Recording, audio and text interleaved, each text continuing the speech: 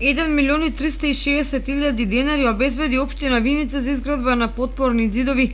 Истите ќе се градат во ромското мало во општината, поточно на улицата Иво Лола Рибар.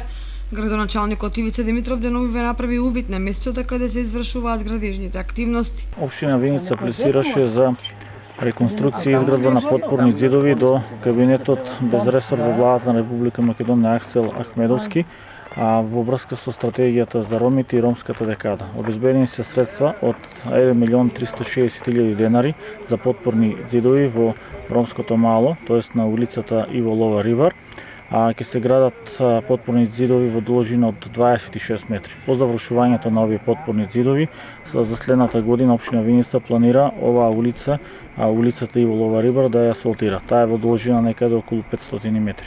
Активностите во ромското мало се во насока на подобрување на инфраструктурното уредување во сите делови на општината.